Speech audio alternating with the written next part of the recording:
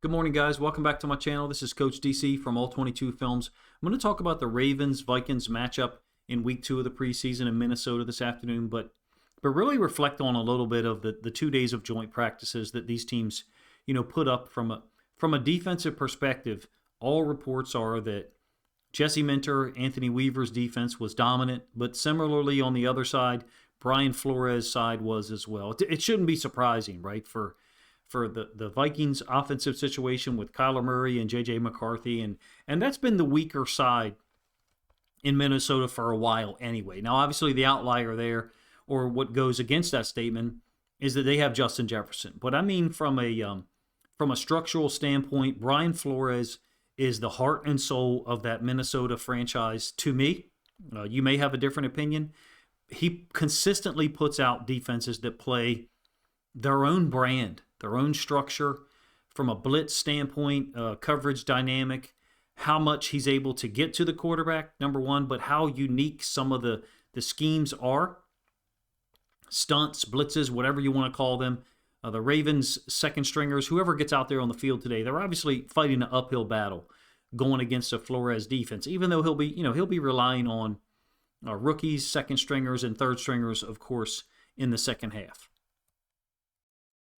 I'm going to focus on here from a film standpoint the things I talk about this morning, Jesse Minter and Anthony Weaver's defense. So just to forewarn you or give you an idea, I'm going to give some film here talking about Keon Martin.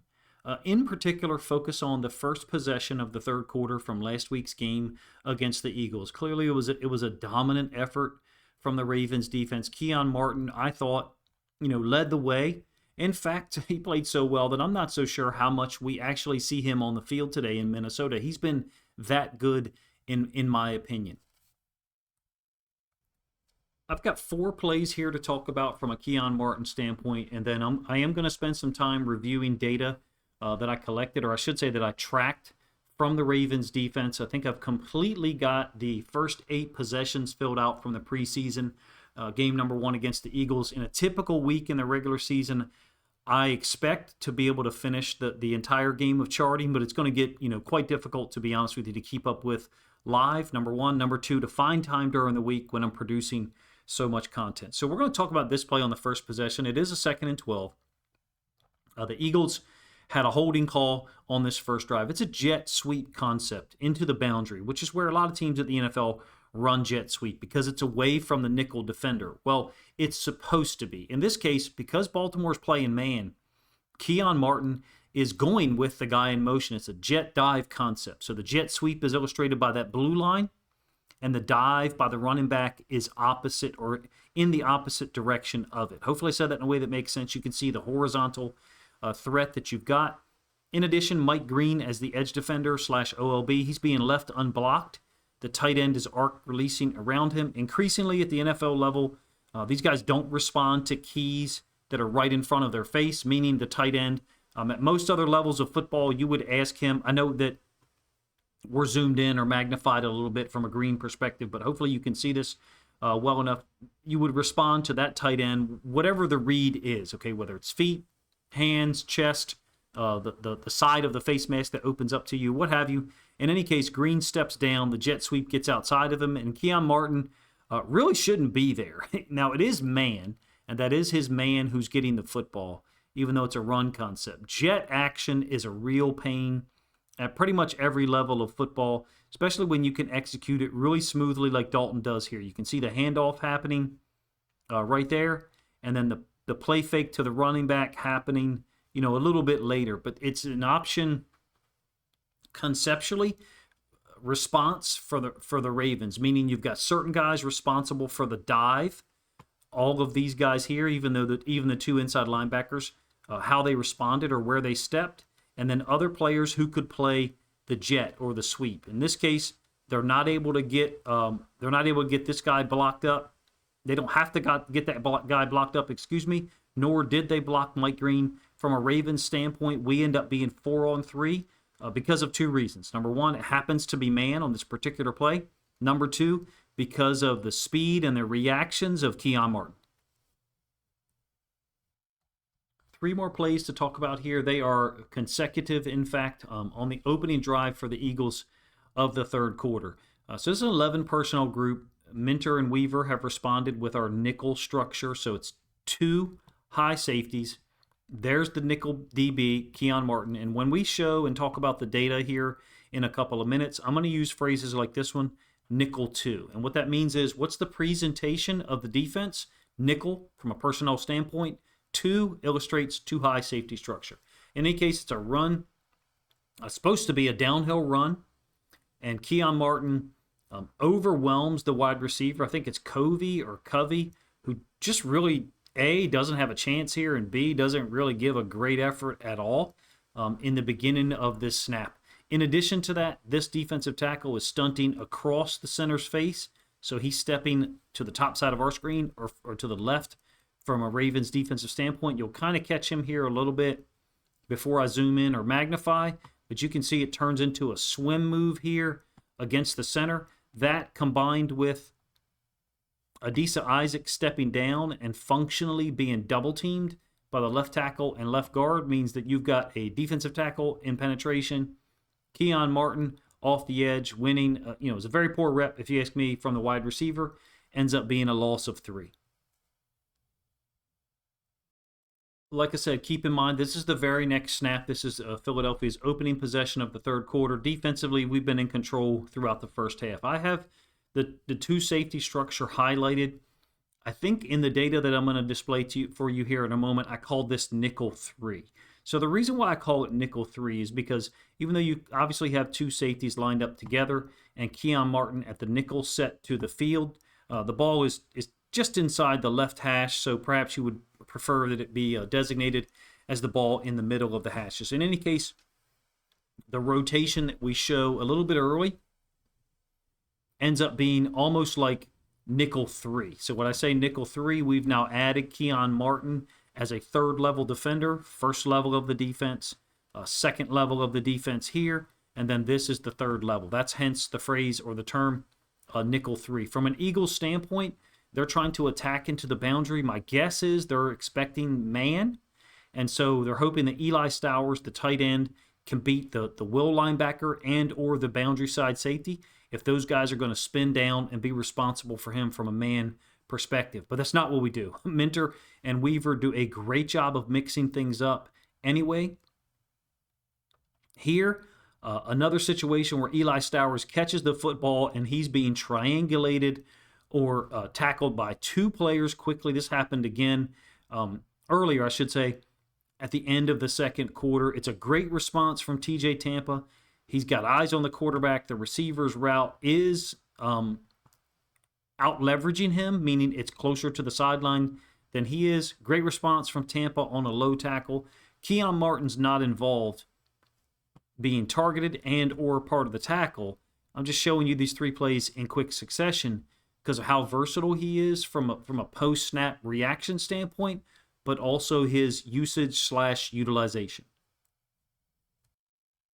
To that point here, and just to be upfront, this will be the last play that I show from a Ravens standpoint. At the end of the video, I will spend some time talking about the Flores blitz structure, a couple other things that I enjoy, and that you could look out for perhaps later this afternoon. In any case, it's a 3rd down after that quick completion to Eli Stowers. In fact, it's a 3rd and 8. And the Eagles are in a bunch set to the top side of the field, the wide side, if you will. Another situation where the Ravens are faking a blitz by 1 inside linebacker. In this case, it's Dominic DeLuca, illustrated by that red line. And then he's actually going to dip back out to the 2nd level of the defense. Essentially, he's going to respond as a coverage element. And the other inside linebacker, 57, is going to be a part of the blitz. We are going to outnumber the running back, and that's going to the beneficiary there, is going to be Keon Martin on the sack. You can see what I'm talking about here. A free rush. Why or how does that occur? So let's start at the bottom of the screen. Adisa Isaac has to be accounted for by the left tackle. That's 1. Left guard, in addition, has to account for the defensive tackle. The running back, to some extent, would be aware of DeLuca, but then he's going to peel to the other side because DeLuca doesn't rush, right? DeLuca is peeling back out, and the running back picks up the other blitzing inside linebacker. I believe that is 57. As a result, since the edge defender to the field is being occupied by the right tackle, there is no one to block Keon Martin. This is being created by the Ravens' defensive structure, by their defensive staff, don't get me wrong. But we still have to give credit to Keon Martin. His individual skills, his ability to hide it, number one, and then the burst to get downhill and also veer outside of Eli Stowers and then back underneath of the right tackle, engaging our edge defender, I think is unique. It's unique on the Ravens roster. Yes, he's running in a, quote, straight line, but he's bending it twice. In the first case, bending it outside of Eli Stowers. The second case, bending it underneath or inside of the B gap, the right tackle for the Eagles. Finishing off the quarterback. If you ask me, the 4 plays that I've shown you here really encapsulate who Keon Martin is at this point in time. A devastating, extremely impactful player during the preseason. I don't know how much the Ravens staff needs to see him on the field against the Vikings. My guess is he'll be out there. My question to you is, do you think he should be? Because we know that he can perform against this level of team. Granted, this is third quarter film here, so the Eagles are further down in their depth chart. After 2 days of joint practices against the Vikings, where by all accounts and reports, the Ravens defense was equally dominant or equally in control to Brian Flores' side, I just wonder how much we're going to see him out there today. And if we do, it'll only be during the first half. All right, so I'm going to talk about some of the plays that we just saw, and as well as the tracking that I've done. Forgive me for the transition there.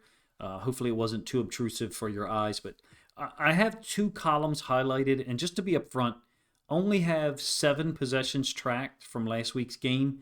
I didn't necessarily think that the some of the film from the second half was needed, but the column for possessions is this one here. You can see 7.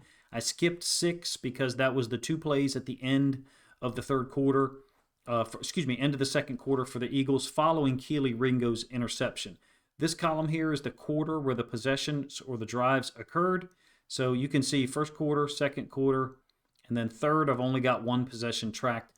In any case, let's talk about the look first. Look means, what did we line up in? What did Jesse Minter and Anthony Weaver present? So we'll start in the wrong place here for a moment. Let's look at these first downs here. I'll try to discolor them for a moment. There we go. Those 3 that are illustrated in like gold/yellow. 12 personnel group from an Eagles standpoint. And what did Minter and Weaver respond with? Because there's no Kyle Hamilton on the field. Keon Martin, excellent player, but he's not Kyle Hamilton as far as run defense. We're in our base 3-4 structure. 3-4-2 means it's a 3-4 personnel grouping, 2 high safety structure, and you can see that's what Minter and Weaver gave the Eagles in each of those iterations. 1st and 10, 12 personnel. Again, this is all coming from tracking that I do myself during the game and then over the course of the week.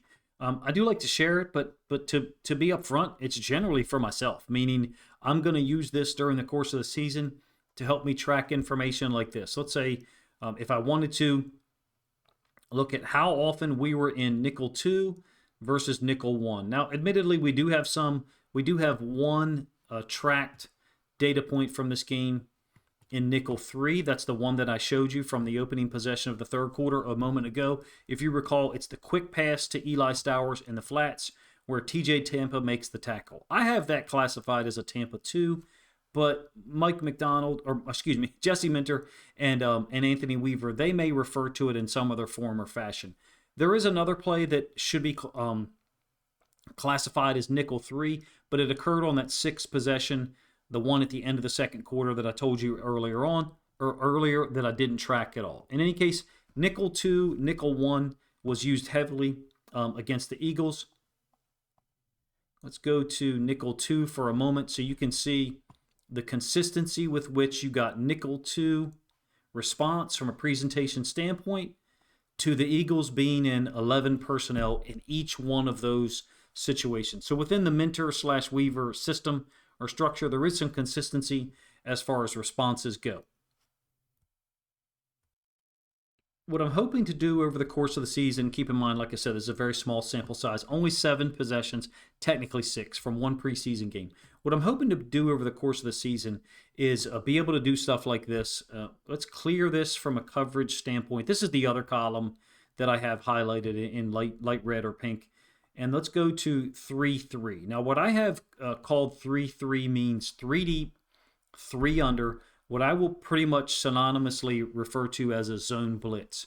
You can see that the first iteration of it occurred out of a 12 personnel group on a 1st and 10, and the second iteration of it occurred from an 11 personnel group on a 3rd and 8. What I would hope to do over the course of the season is to find as many patterns as possible for when and where certain coverages are used.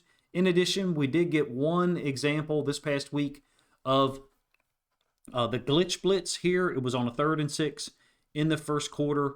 A pass that was incomplete over the middle when Jackson, our safety, ran into one of the eligible receivers as part of a possible pick/rub concept. I think what I intend to do over the course of the season is make this data available to people, probably in my Patreon/Discord, as much as consistently as possible. From a week by week standpoint.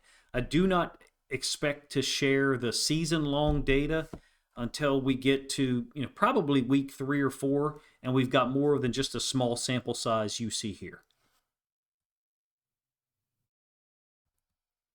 All right, so we'll transition this a little bit. Again, I forewarned you somewhat earlier in this video.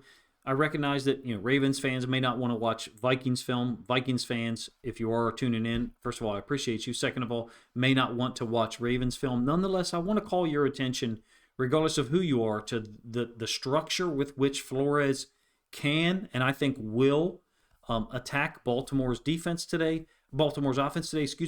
In particular, their pass pro. So this is a 1st and 10 against the Lions in 2025. Last year, Detroit had a lot of trouble with these kind of dual inside linebacker blitzes, first of all. Second of all, Flores spends an inordinate amount of time in his base structure, meaning he doesn't play nickel nearly as much as Jesse Minter and Mike McDonald, among others, do. Here's the nature of the dual inside linebacker blitz. So we're talking about Ivan Pace and Blake Cashman both blitzing up the middle, and then the 2 edge defenders, outside linebackers, in this case, Eric Wilson, who had an amazing 2025, and Grenard, who's since moved on to Philly. Both of those guys are dropping out in coverage. How this relates to today is a little different, because who do you project to be able to do these things? Well, first of all, Jake Golday could do this job, dropping out in coverage. He did a lot of that in Cincinnati. He could certainly be, and is playing, inside linebacker a ton. Perhaps we see Ivan Pace early. I think he's lower down on the pecking order. The reality is Eric Wilson is a better player than Ivan Pace is here. But Flores put Wilson on the field a ton last year in outside linebacker alignments. In this case, it ends up being a sack. I will give you the end zone angle. One thing to note, when you see this blitz this afternoon, both outside linebackers dropping, you're oftentimes getting a safety who's sitting down in the middle of the field, and he's either reading the quarterback's eyes and or the biggest threat on the field. In this case, it's Amon-Ra St. Brown. Minnesota devoted a ton of attention. Last year, you can see that Josh Metellus is staring at St. Brown's side right now and reacting to his initial route. So a blitz where they're dropping out both OLBs and rushing both inside linebackers. This is Ivan Pace. Another aspect to this blitz that I want to call your attention to is that the inside linebacker, in this case Pace, lines up widened up and then kicks back into the box oftentimes, and in this case crosses over around Blake Cashman, who goes first. So Blake Cashman goes first to get the attention of the running back, Jahmyr Gibbs, who they attacked brilliantly last year in pass pro, and then Pace loops all the way around. Meanwhile, multiple other things are happening. Josh Metellus is dropped down here in the middle of the field from the third level of the defense, and he's eyeing St. Brown, number one. Number two, you're getting, like I said earlier, Eric Wilson, Jonathan Grenard, both dropping out. I cannot say that they're dropping out into the flats. Oftentimes, I feel like those guys are reading the quarterback's eyes. In this case, the 5-man rush scheme gets home. If you want to call this a 3D, 3-under zone blitz, you can go right ahead. Just so you know, It's not like Flores only used the dual inside linebacker blitz structure against unathletic quarterbacks like Jared Goff. He used that against the Ravens in the regular season last year, and it had an impact as well. These will be the last two plays that I talk about. Then I'll give some summary statements or things to look for at the end as far as what I expect to see from these two teams based upon the film, and what I know of the Flores defensive structure. I'll give you a hint. I don't expect any of this to change from a Minnesota perspective. I think that all this movement is the system. It is the structure. It's not an added layer to it. It's not an add-on or a tag at the end of calls. In my opinion, the type of movement that you're getting ready to see, which is borderline ridiculous, to be honest with you. Like I said, it's 2024 film. Bynum and Harrison Smith have both moved on. In the case of Bynum, moved on to another team. Harrison Smith has retired. So that's Metellus, who spot shadowed, and the two safeties, Smith and Bynum, are both walking up. And that response is all to Jahmyr Gibbs just stepping up from one side of Goff, the right-hand side, and then walking up to the line of scrimmage. Goff has no intention of throwing the football. This is just designed to elicit the look from Minnesota, from their defense, to basically see what they were going to be in. I think Harrison Smith makes a check, and you can see everyone is looking to him. Metellus is looking to him. Van Ginkel just looked to him to confirm what call they're actually going to be in after Goff makes his check. Same play from the end zone angle, and then I'll actually show the play here in a moment. Goff, in my opinion, is just waiting for Harrison Smith to possibly make a check. From a Minnesota standpoint, who will that player be? The Harrison Smith role. Obviously, they drafted the rookie out of Oregon. Number one. Number two, Metellus is extremely versatile. They have Jacoby Thomas, the safety, rookie safety from Miami. Really interested in actually Jacob Thomas, who I think is a UDFA. He's from James Madison originally. From all reports, he's been amazing in camp.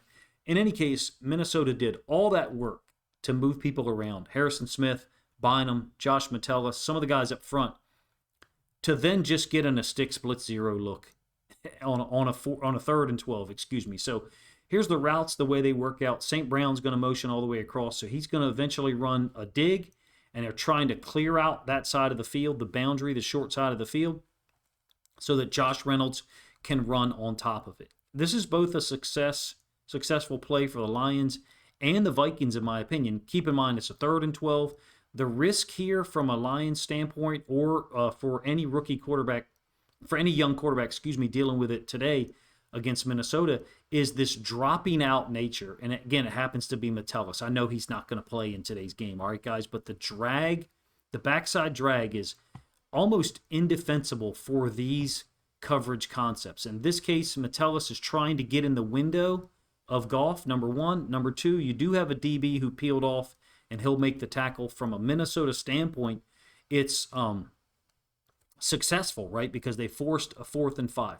The difference is Ben Johnson, who of course Declan Doyle spent time with last year in Chicago, was willing to go for it on this 4th and 5. This is Week 18 film, of course, in Detroit, when the Lions really took Minnesota to the woodshed on both sides of the ball. Week 18, of course, they were able to A, really attack Sam Darnold, and B, they were able to win the division and secure home field advantage. But check out the two safeties, Smith and Bynum. Like I said, the same two players who moved a ton on the previous snap.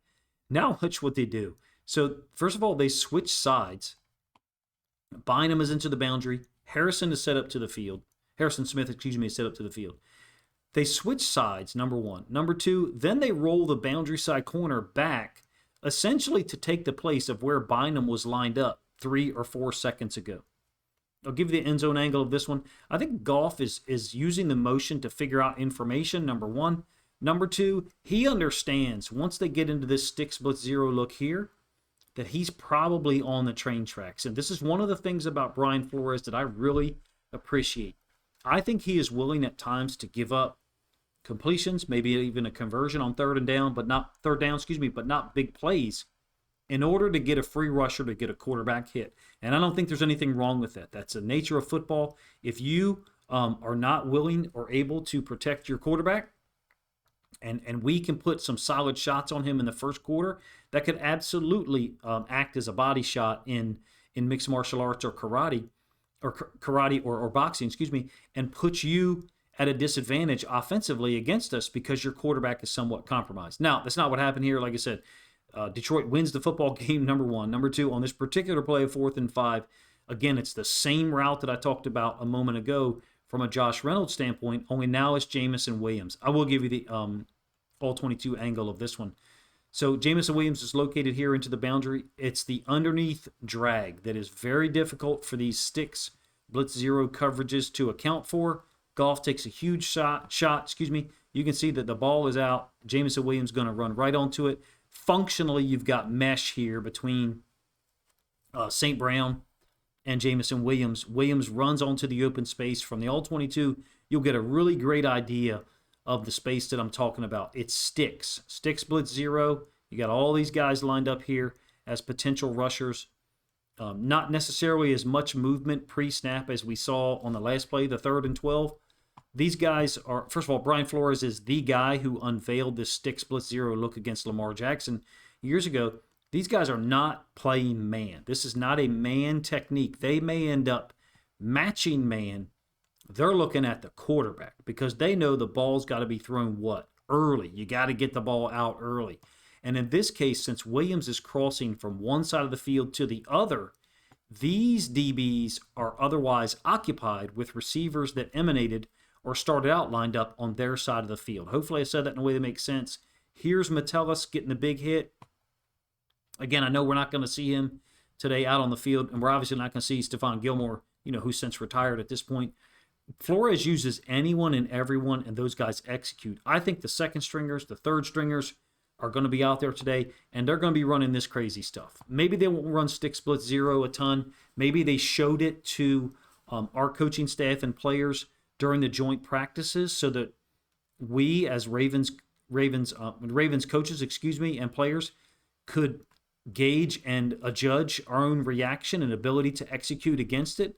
I think the whole system is in play today for Brian Flores on defense because those types of looks, they are the system. In fact, it's not a perk. All right, to be honest with you, I think we're all in for an entertaining game from a defensive standpoint. I don't pay attention to gambling and all of those things, but I have to imagine that it's not expected for these teams to score a ton of points going against Brian Flores, Jesse Minter, and Anthony Weaver. So regardless of score, I would look for that. These are two systems defensively that utilize a lot of moving parts, right? Heavy obfuscation, regardless of when and where the game is being played. Regular season, playoffs, or in this case, preseason. Last week, Jesse Minter and Anthony Weaver had guys at every level. First level of the defense, meaning D-line. Second level of the defense, inside linebackers and the nickel DB. And then third level, right, corners and safeties. They were attacking. They were playing extremely smart. They utilized a core set of coverages over and over again that you could kind of rinse, wash, repeat. One iteration of the glitch blitz that I showed you, but a lot of 3 deep, 3 under, zone blitz stuff, and Tampa 2, utilizing one of the safeties to kind of drop down in the middle of the field, almost like I showed you Josh Metellus doing in the first play from the Vikings-Lions game in 2025. If you didn't enjoy the custom data that I am tracking and talking about, feel free to let me know in the comment section.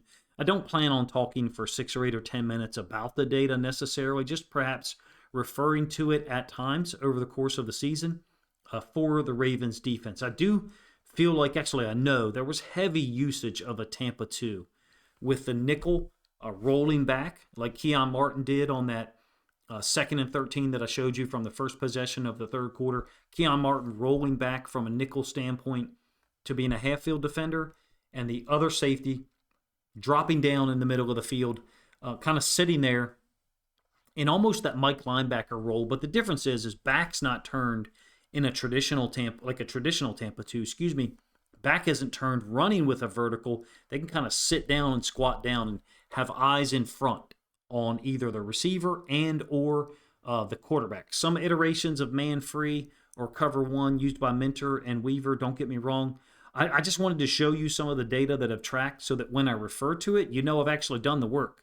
I know that there's other websites, perhaps more reputable, excuse me, but they're not custom, number one. Number two, they're not using my terminology, and so it makes it easier for me to connect to and reference during videos like this one. I love the variability, the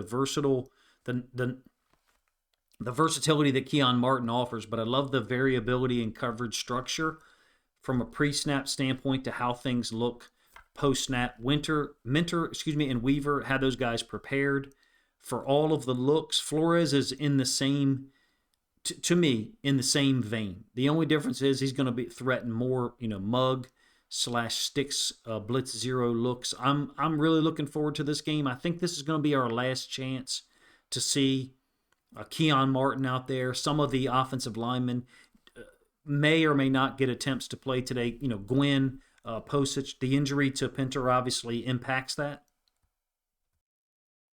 I am hoping that we get an extended look at Mike Green, Zion Young, two players in particular that are hoping to play snaps during the regular season, number one. But number two, they didn't really get opportunities to make plays last week against the Eagles at all. In my opinion, Green had two pretty good pass rush opportunities, but the ball was oftentimes out quick from an Eagles perspective. Really interested in seeing what Minnesota rolls out there with on their defense, on their offensive side, Kyler Murray and or J.J. McCarthy. Someone's got to play, one of those two. I know at this point Kyler Murray's been declared the starter, so maybe we see J.J. McCarthy for a little while, or perhaps the Vikings are already in that week 3 of the preseason mode, because the joint practices between these two teams was so productive by all accounts. I will have one observation here at the end. I think a ton of credit should be put out there for Vikings and Ravens reporters / journalists. Their reports, their posts, social media posts in particular, were so balanced oftentimes that they gave insight and information accurately that was oftentimes backed up by reporters from the other side. Meaning, I saw 3 or 4 different Vikings reporters on their social media accounts give information about how Ravens players were performing, and then Ravens guys, professionals, were also backing that up. There was, to me, some quite obvious connection between those two groups, and consistency, I should say, as far as what they were reporting, number one, but how much respect they gave the other side. Vikings towards Ravens, Ravens towards Vikings. If you guys enjoy this type of preview, please let me know in the comments section. I do want to show film each time that I do these previews on Saturday mornings. However, having said that, the preparation time for the film that I present, the way that I present it with so much heavy annotations or drawing on screen, the time commitment is significant. So look for on Saturday mornings, regardless of whether I'm producing this solo or with someone else, it will oftentimes be EA, Edgar Allan, among others. There will generally be a lack of film at times, even though I prefer to present it through film usage. Hopefully I said that in a way that makes sense. Finally, if you think other Ravens fans, or Vikings fans for that matter, would enjoy this quick preview of the Ravens-Vikings preseason matchup in Minnesota, then please consider grabbing a link to this video, sharing it out on social media to help this content get more reach. Appreciate you guys' time.